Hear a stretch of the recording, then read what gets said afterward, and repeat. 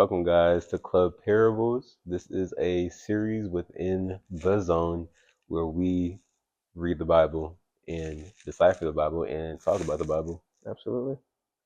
Today, for the first one, we'll be going through both of our favorite book.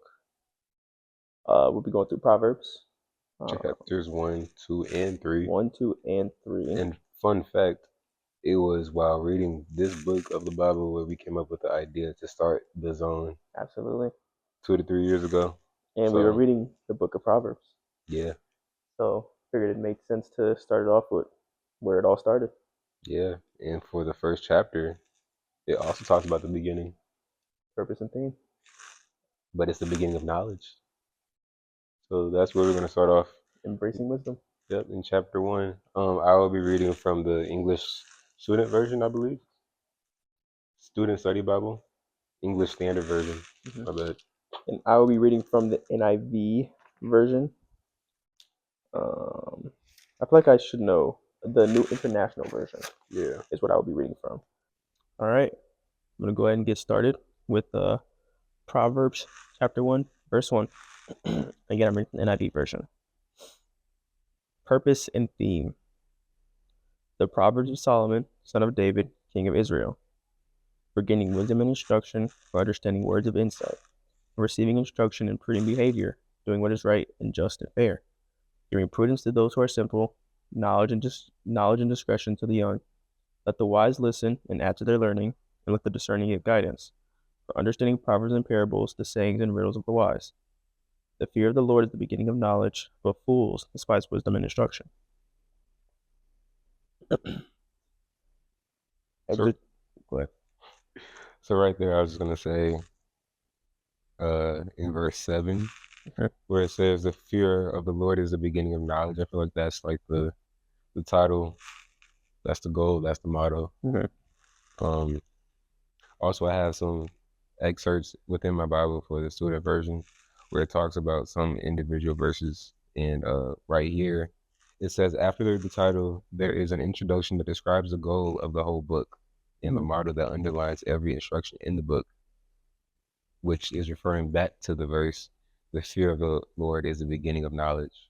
Fools despise wisdom and instruction.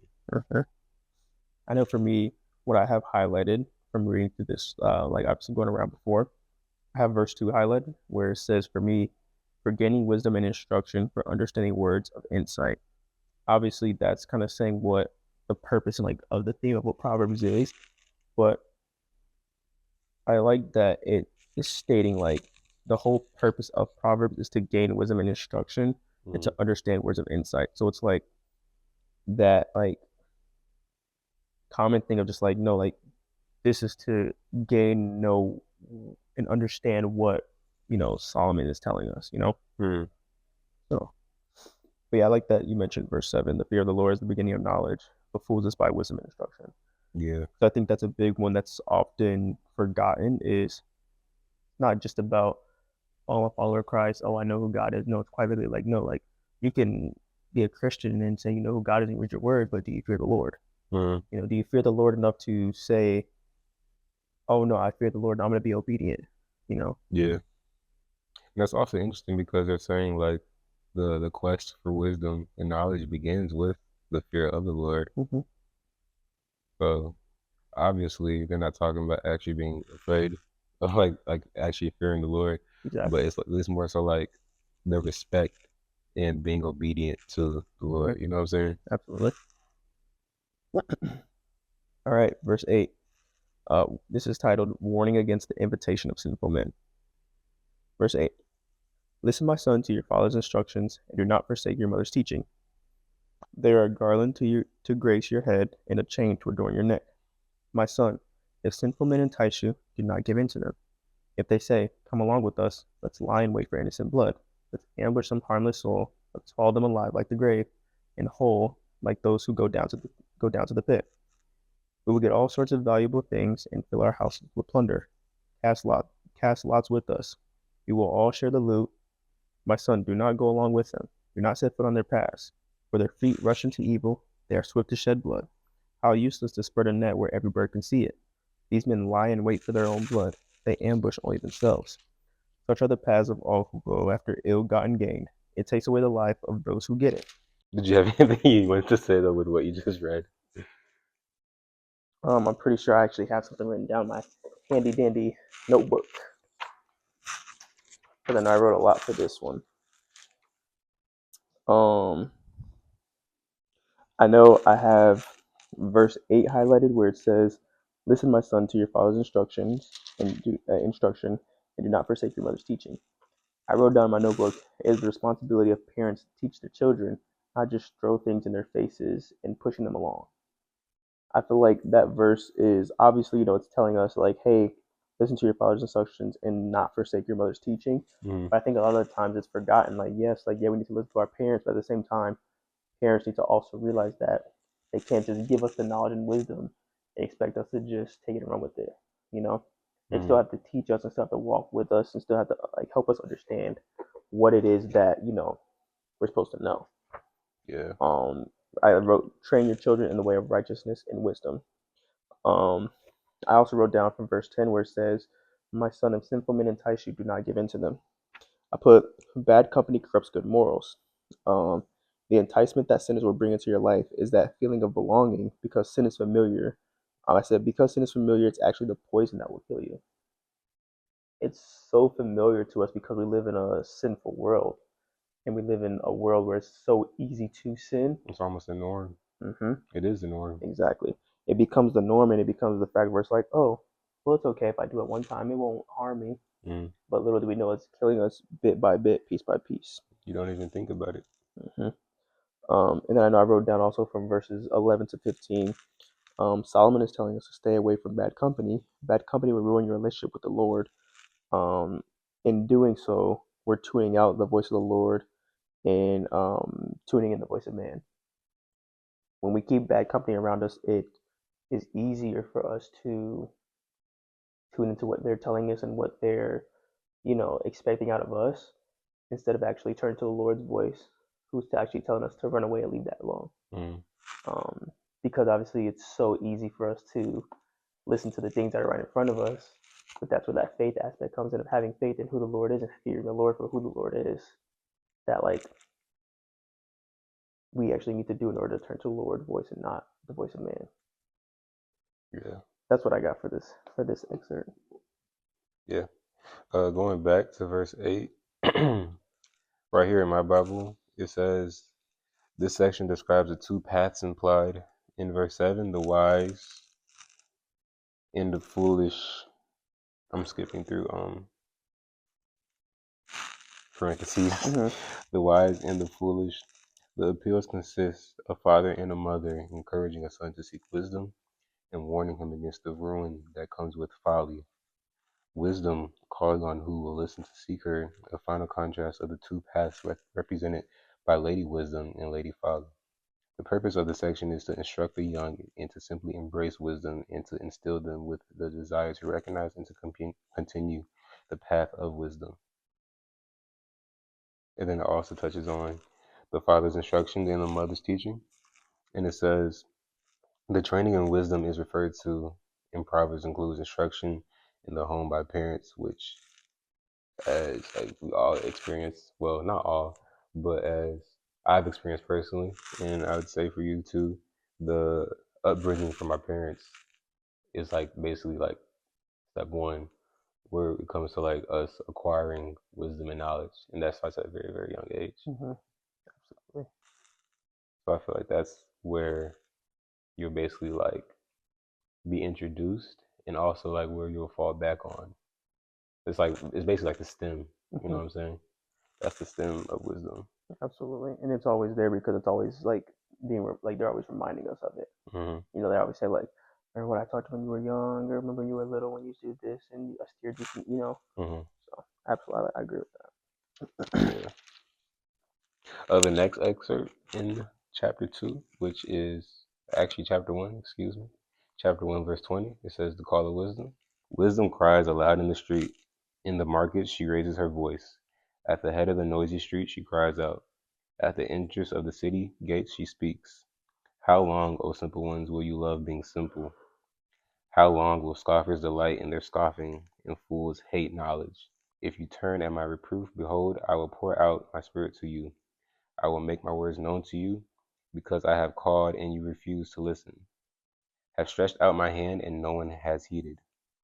Because you have ignored all my counsel and would have none of my reproof, I also will laugh at your calamity. I will mock when terror strikes you. When terror strikes you like a storm, and when your calamity comes like a whirlwind, when distress and anguish come upon you, then they will call upon me, but I will not answer. They will seek me diligently, but will not find me, because they hated knowledge and did not choose the fear of the Lord, would have none of my counsel, and despise all of my reproof. Therefore they shall eat the fruit of their way, and have their fill of their own devices. For the simple are killed by their turning away, and the complacency of fools destroys them. But whoever listens to me will dwell secure and will be at ease without dread of disaster. I want to touch on verse 31, where it says, they will eat the fruit of their, so mine says, they will eat the fruit of their ways and be filled with the fruit of their schemes. I like that it refers to, it says that they will eat the fruit of their ways, because I think that's a big part that a lot of people, I know myself, especially when I began like diving into my walk with Christ, is we tend to miss out on the fruits of the spirit Mm-hmm. and don't actually tap into what that actually is. And a lot of times I think we look to see in others, oh, do I mesh with this person? Or, oh, is that a good companion for me? Or, oh, is that a good friend? Without really looking to see, oh, what fruits do they bear on the outside without having to say it. Mm-hmm. Like, oh, go ahead. I was gonna say, just in case for some people that may not know the fruits of the spirit, I know when we're talking about fruits, we're not meaning literal fruits. Yeah, we're not like talking about strawberries. Yeah, no, no. Apples, the fruits of the spirit referring to love, joy, peace, patience, goodness, kindness, justness, and self-control. Am I missing any? I think that's it. Yeah, right. I think that's all I could be wrong. If I'm wrong, we'll make a footnote. of them. But if not, that's what we're talking about when we refer to fruit. Just a disclaimer. Yes.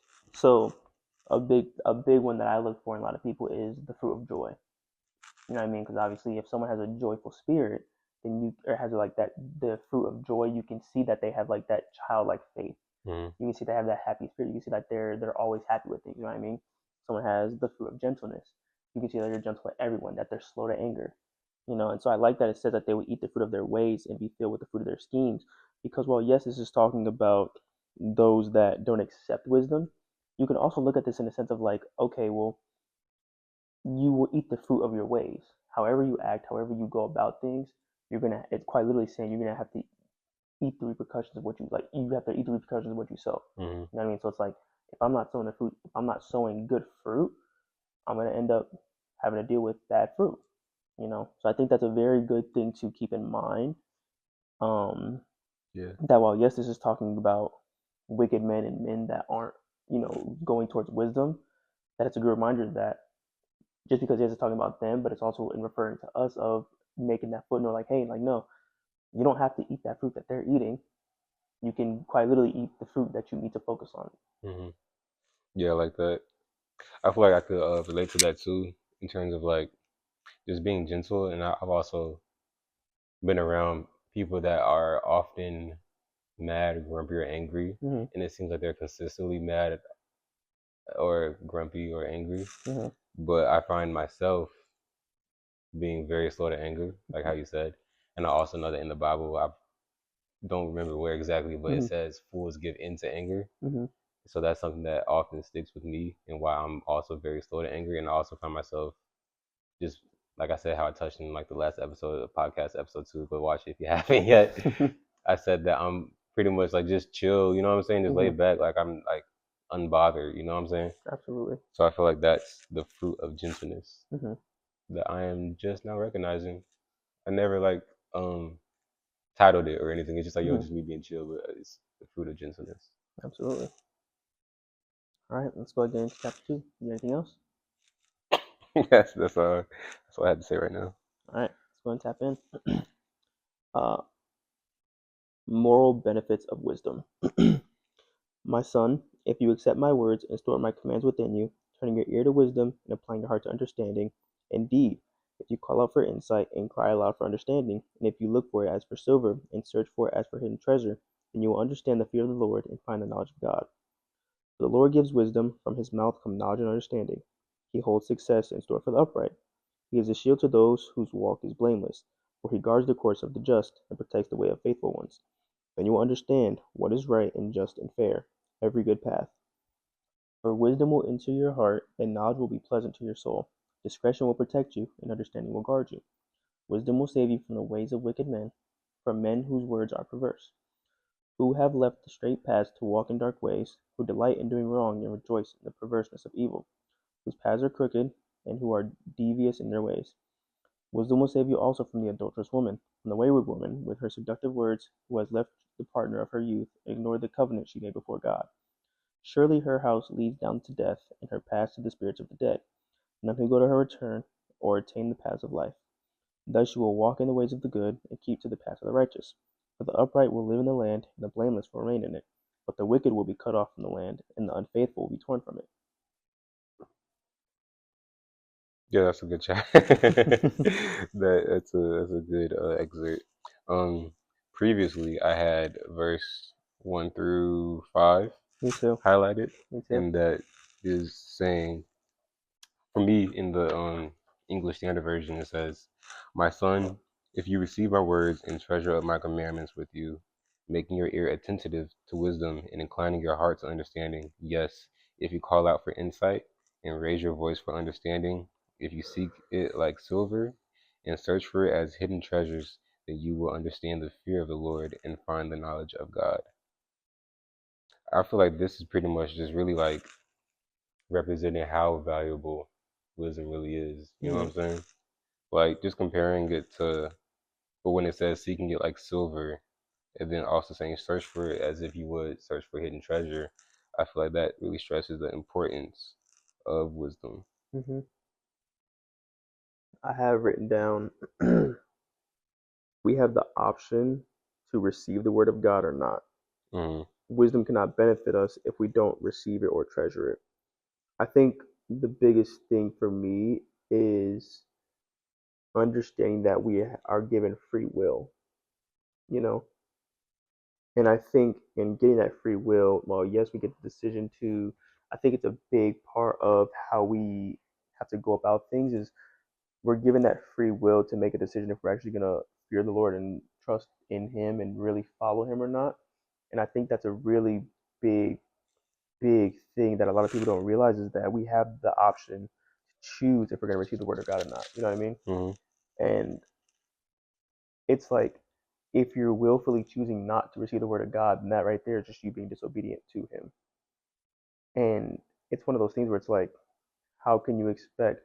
I try not to look at my relationship with God as transactional, but it's hard not to a lot of the time when you have to realize that like it's hard not to do that sometimes when it's like if I'm not being faithful to God, how can I expect God to be faithful to me? Mm-hmm. You know, I know it's a bad way to look at it sometimes, but it's like when we're given that free will, it kind of throws it off. But I also have written down if we store up the word of God on the tablet of our hearts, then we'll be ready for defense against anything that may be thrown at us. And I think like a lot of people find it funny when we say no, like oh the Bible is my weapon. Mm-hmm. No, the Bible is quite literally my weapon against everything worldly because it's literally a textbook of how to avoid the things of the world. So Yeah. yeah, I again I have pages and pages and pages written from Proverbs. Mm-hmm. 'Cause again, this is a great book. Phenomenal.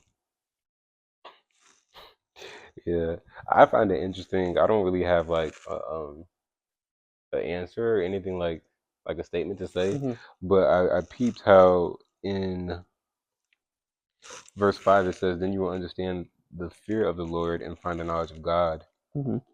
It it's referring to understanding the fear of the Lord, and then in chapter 1 it talks about the beginning of wisdom is fearing the Lord. Hmm. So I feel like it's like the interesting like connection between how the beginning of wisdom is fearing the Lord, Hmm. and then the first benefit of wisdom is you will understand the fear of the Lord. Mm-hmm.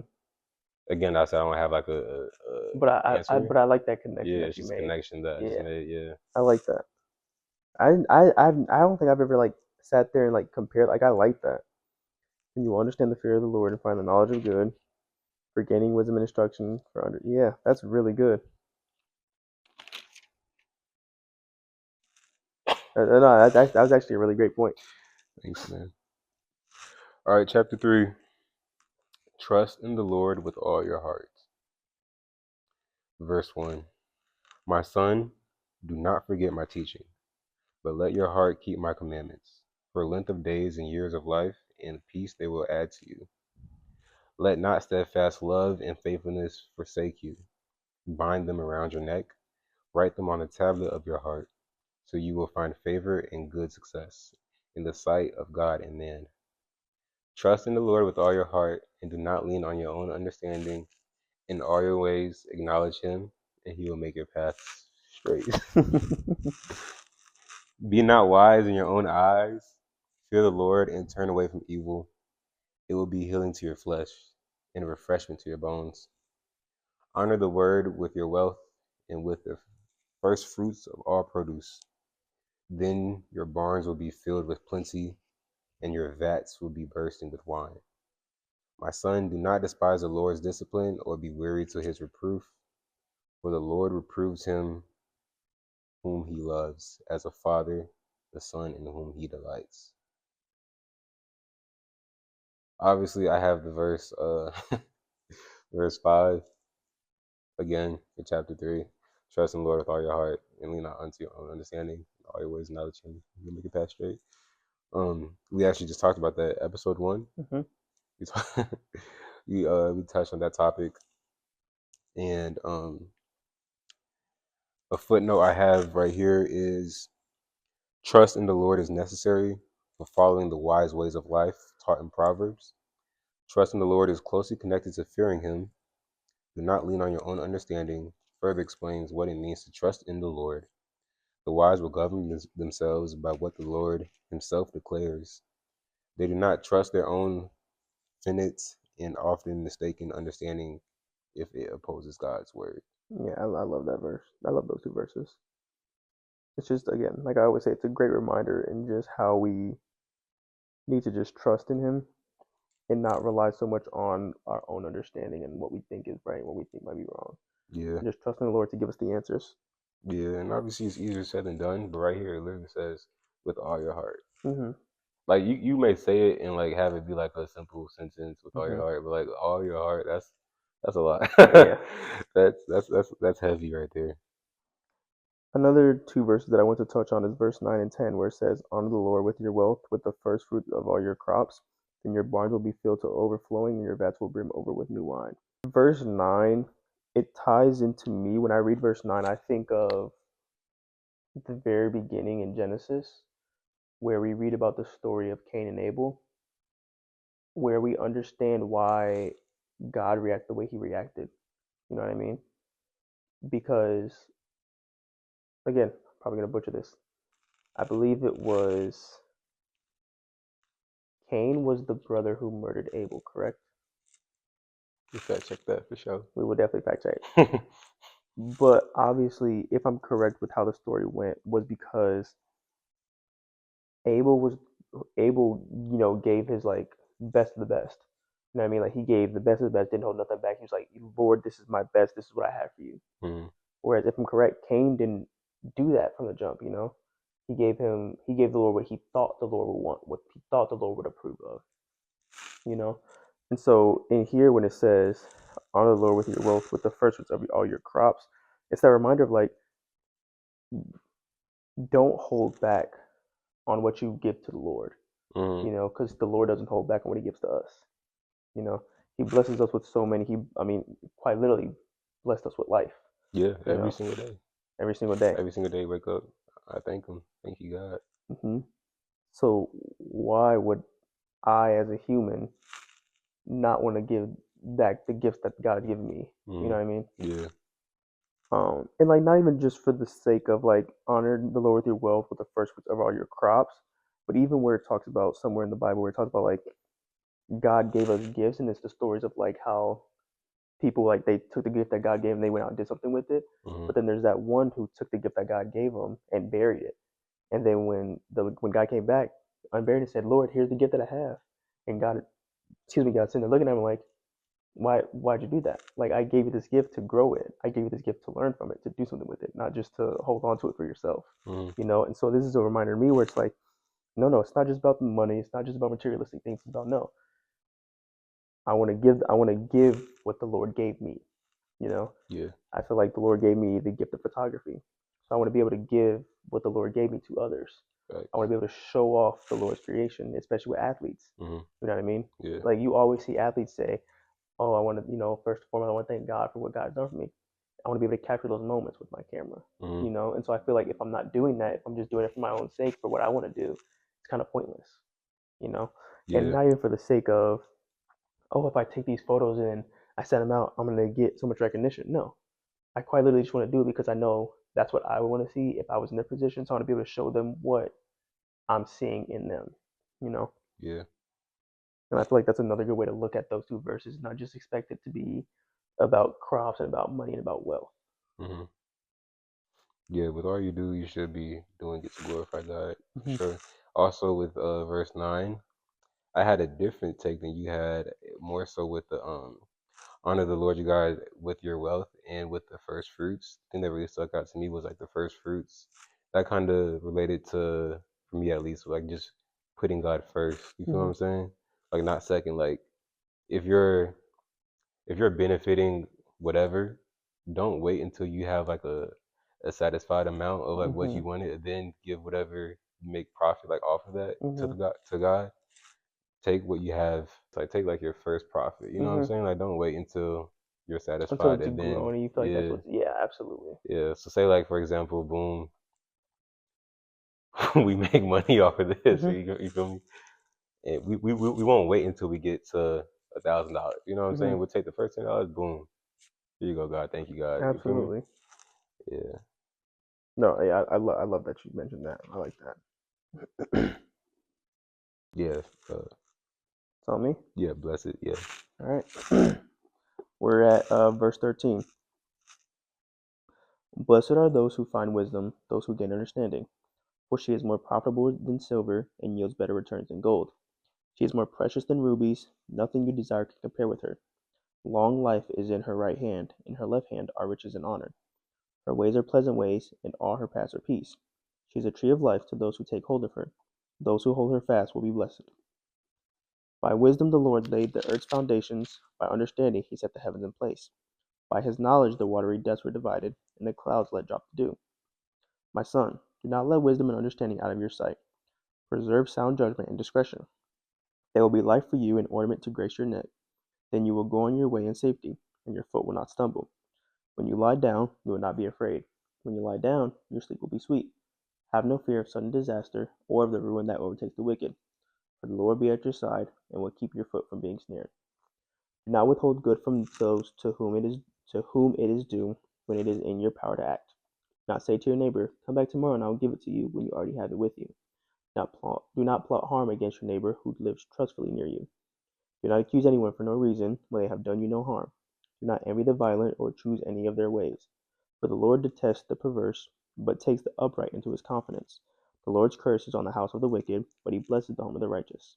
He mocks proud mockers, but shows favor to the humble and oppressed. The wise inherit honor, but fools get only shame. Question. Answer. For all of Proverbs, they refer, well, the book of Proverbs refers to wisdom as a She. female. Mhm. Yeah. Do you know why? I actually think I hold on. I think I have that written down. Uh, oh, I don't think I do. Um, I think the reason why it's referred to as a she, and again, I could very well get this wrong, but I think the reason why it's referred to as she is just a way to give it like more of a persona Mm-hmm. and just more of a way to like. cherish, Yeah, value. I think so. I think so. Again, I could be wrong. Mm-hmm. If anyone obviously knows why, would love to hear it down in the comments. But I think that's why. Because I know I have that exact section highlighted of verses 14 through 18, where it says, "For she is more profitable than silver, and years better returns than gold. She is more precious than rubies. Nothing you desire can compare with her. Long life is in her right hand, in her left hand are riches and honor. Her ways are pleasant ways, and all her paths are peace. She is a tree of life to those who take hold of her. Those who hold her fast will be blessed."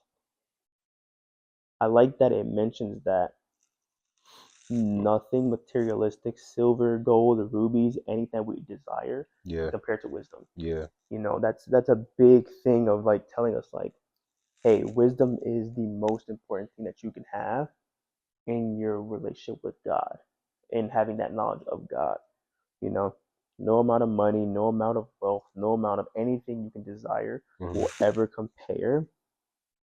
And it literally says all those things that we might think are better. Silver, gold, jewels. hmm Wisdom quite literally has them in her hands. You know what I mean?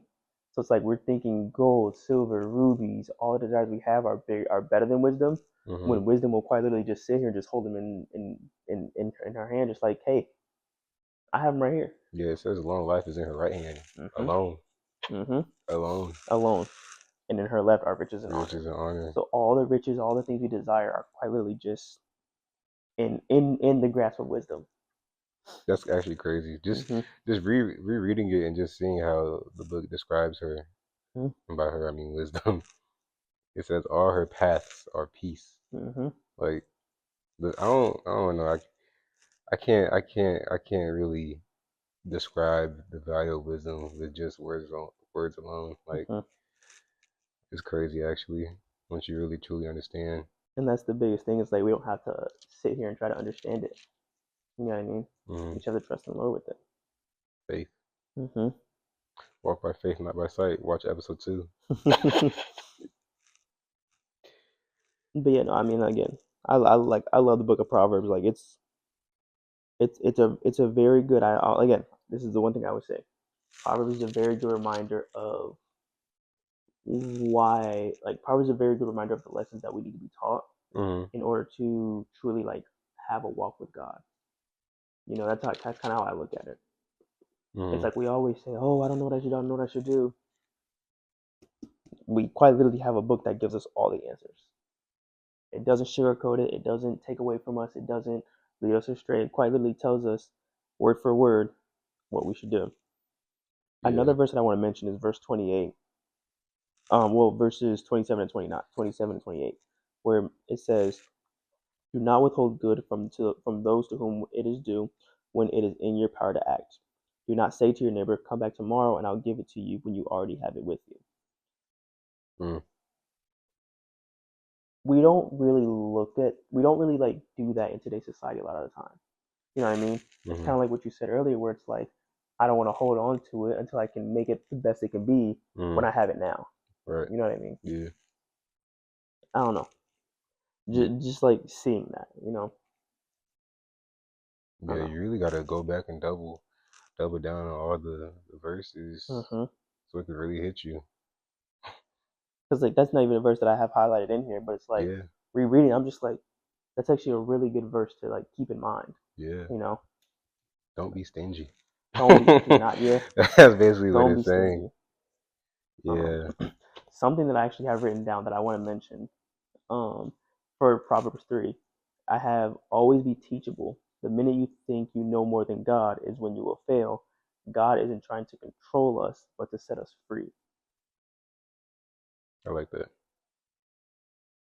Yeah. Always be teachable.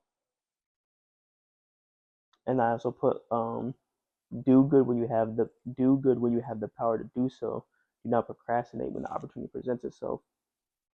Do not be jealous of those who do not have a relationship with God, because I think that's a big thing. When you say do not be jealous of those who do not have a relationship with God, hmm when you're talking about jealousy, like what would someone be jealous of? Somebody that doesn't have a relationship with God. So a lot of the times, what I see And kind of what I've kind of told myself is we see a lot of the time people that have like the money, the cars that aren't necessarily doing the things that it's telling us to do in the Bible. Mm-hmm. And we'll sit there and be like, man, I wish I had those things sometimes. Mm-hmm. You know, we'll sometimes sit there and tell ourselves, oh man, I wish I had the car. Oh man, I wish I had the money. Oh, I wish I had the house. But a lot of the time, we don't know how they got those things. A lot of the time, we don't know what prayers or who they were praying to get those things. Right. You know what I mean? So a lot of the times, things that we are praying for that someone has, they might not have got by doing the work of God. Mm-hmm. You know what I mean? And so, again, we obviously don't know everyone's relationship with God. You know what I mean? But it ties back into the fruits of the spirit of can we see the fruits that they have on in their lives? You know what I Right. mean?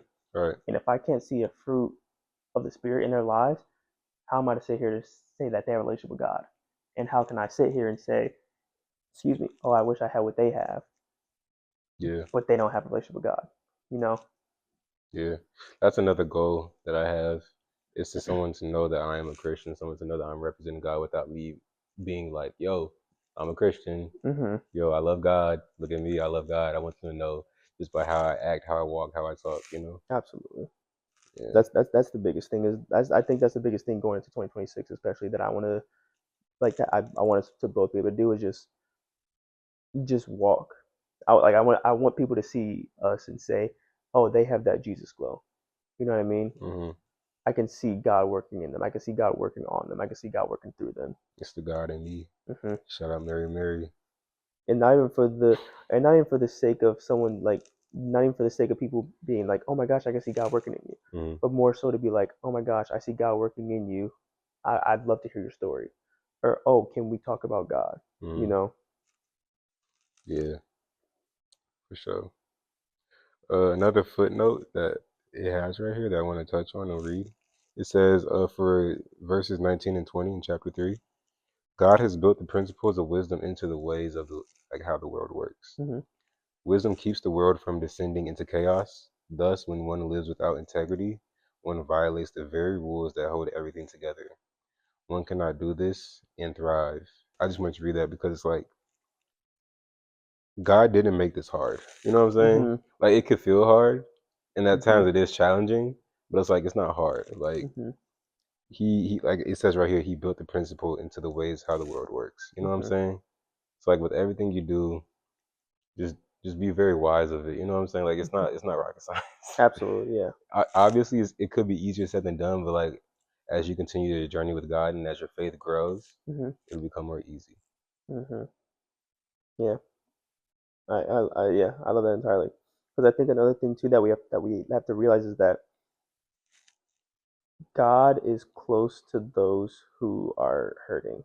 Hmm. You know, and a lot of the times when we're going through challenges and trials and tribulations and hardships, that's when God wants us to turn to Him the most because He wants to be there for us in our times of trouble to show us that, hey, I'm right here with you. You don't have to do this alone. Hmm. I'm always going to be here with you in the good times and especially the bad times. So, Yeah, I like that. But that does conclude chapter 3. thus, and that concludes the first episode of Club Parables. Parables, Club Parables. We appreciate you guys Thank you all for tuning in. tuning in. Um, Most and we'll definitely leave your thoughts in the comment section.